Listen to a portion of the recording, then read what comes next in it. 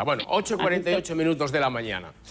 Nos vamos al campo. Sí. Nos vamos al campo porque 2023 ha sido el peor año agrario del siglo por 1, las altas temperaturas, 2, la sequía y 3, el incremento de los costes de producción según el balance realizado por la Unión de Pequeños Agricultores y Ganaderos de Andalucía, por la UPA, a cuyo secretario general saludamos ya. Cristóbal Cano, muy buenos días y feliz año. Muy buenos días. Buenos días. Según he leído, ¿se considera 2023 ya como el año más desastroso para nuestra tierra, para nuestro campo? Lo ha resumido muy bien. Efectivamente, 2023, desde que hay registros, hemos tenido la incidencia de la crisis climática sobre nuestras espaldas y eso, en consecuencia, ha hecho mermar prácticamente todas las producciones agrícolas y ganaderas, sumado además por el incremento en los costes de producción, que lejos de contenerse, se mantiene. Bueno, da una cuenta de resultados realmente crítica para el sector agrario en Andalucía, ¿no? Crisis climática motivada, como bien comentaba en tu inicio, ¿no? Temperatura y sequía van de la mano. Nos despertábamos ayer con un informe por parte de la Junta de Andalucía donde daba un dato. Y cada dato que sale de la crisis climática es peor, ¿no? Este último cifraba en el año más cálido desde que hay registro en Andalucía, con una temperatura media del 17,5 grados centígrados. Eso tiene una influencia, como hemos visto, en todas las campañas y eso, pues bueno, la realidad, lamentablemente, que estamos pasando. Cristóbal, está lloviendo estos días, ¿eh? Y la lluvia está llegando a Andalucía, me imagino que es poquísimo, no suficiente. ¿Cómo se presenta el 2024? Bueno, esperemos que esto sea, Silvia, un punto de inflexión que tanto estamos deseando, ¿no? Como digo, llevamos una sequía que no es cosa baladí, es una sequía la mayor desde el año 1961. Una sequía que se está cebando con nuestro sector. Estas lluvias, como digo, son un alivio, un respiro, pero, insisto, tiene que llover mucho, tienen que recuperarse los niveles de los pantanos, de la cuenca del Guadalquivir, que está en récord histórico en cuanto a negatividad. Ya hemos sufrido restricciones de regadío en la pasada campaña y las perspectivas no son nada buenas. Yo me pregunto por los sectores más afectados, pero también me pregunto qué ha hecho más daño en sí, la sequía, las altas temperaturas o la inflación. Al campo, evidentemente, la crisis climática, la sequía y las temperaturas anómalas, porque de las temperaturas se está empezando a hablar ahora, pero no siempre se ha hablado de la incidencia que tienen las temperaturas, sobre todo para aquellos que todavía no alcanzan a entender que estamos en un cambio climático, ¿no? Y que hablan de ciclos y que, bueno, que ya lloverá, ¿no? Pero ese incremento gradual de temperaturas que vemos en la serie histórica no tiene marcha atrás y está afectando, ¿no? La inflación, evidentemente, también tiene su coste. Las materias primas, los abonos, los fitosanitarios, los plásticos, la energía, el gasóleo, no para de subir y eso, pues, evidentemente, son nuestras materias primas. Quitando la fundamental, que es el agua, que no la tenemos, sumémosle la derivada de ese incremento en los costes, ¿no? Como digo, unas cuentas que no nos salen y, como digo, esperemos que 2024 arranque o continúe como ha arrancado con estos episodios de precipitaciones que hemos tenido la semana pasada y parece que a mediados de esta también van a seguir, ¿no? Y como es tan difícil depender de la lluvia, ¿qué opinas de las medidas que está poniendo en marcha, por ejemplo, el Gobierno andaluz con ese Plan Sequía Plus, que es tanto para el consumo humano como también para el campo? Evidentemente lo abrazamos como muy positivo.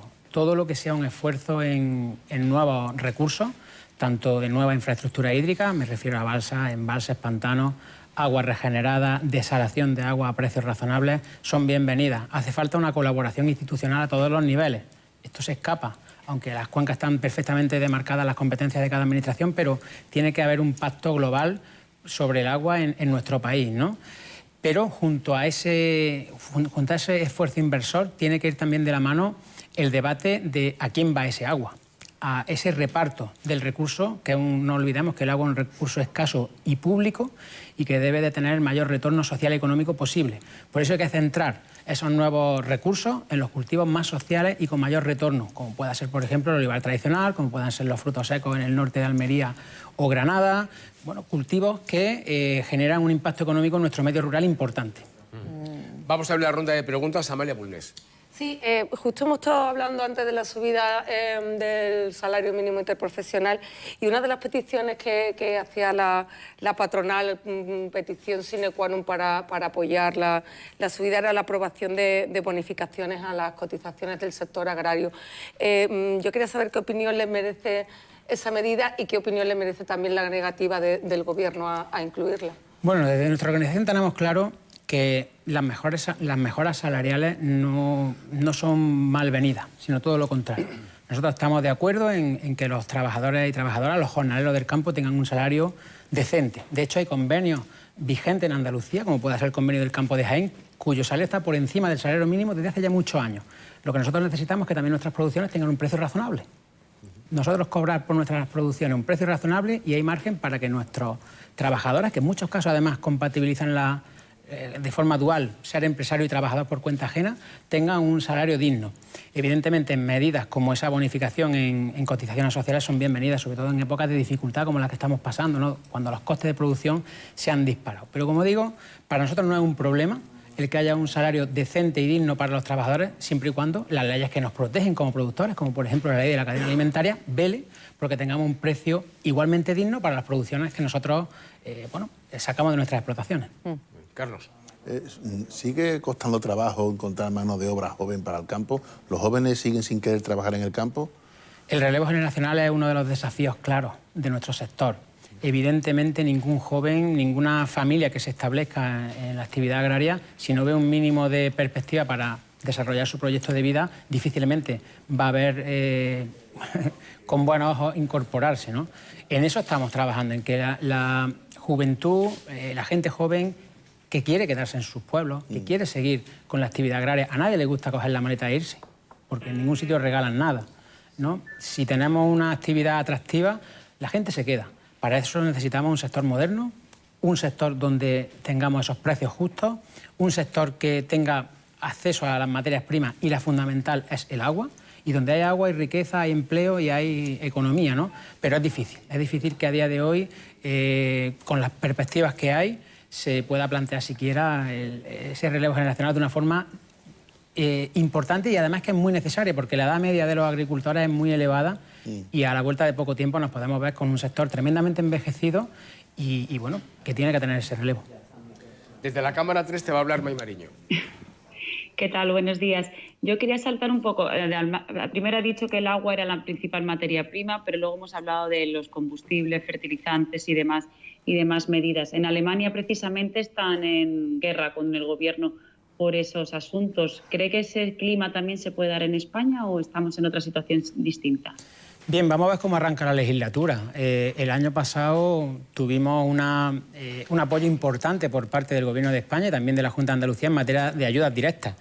Algo en torno a 1.000 millones de euros si sumamos la ayuda directa a sectores especialmente ganaderos, la ayuda por el incremento de los costes de fertilizantes, la ayuda al gasóleo agrícola y lejos de desaparecer las medidas que motivaron esas ayudas siguen estando presentes, ¿no? Esa sequía y esos incrementos en los costes de producción, especialmente por los conflictos bélicos de Europa, ¿no? La invasión rusa de Ucrania.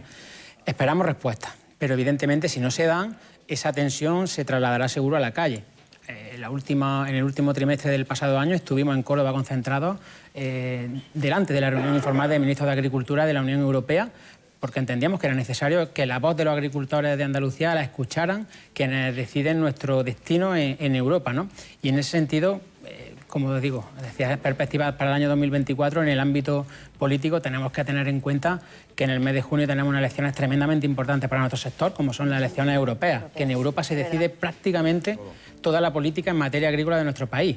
Y la Comisión, el Parlamento que salga, tiene que tener claro que necesita un esfuerzo especial el campo, porque ya no es hablar de algo baladí, sino que es hablar de alimentación, de soberanía alimentaria, y hemos visto lamentablemente en estos años que no se puede jugar con un sector que afortunadamente lo tenemos en buena salud a pesar de las dificultades. Además, de verdad, Cristóbal Cano, secretario general de UPA Andalucía, gracias. Mucha suerte, de verdad. Por comenzar aquí con nosotros, que a buen seguro va a ser bueno. Que vaya. Esperemos que sí, muy bien, Miguel Ángel. Gracias. Bueno, vamos a más cosas.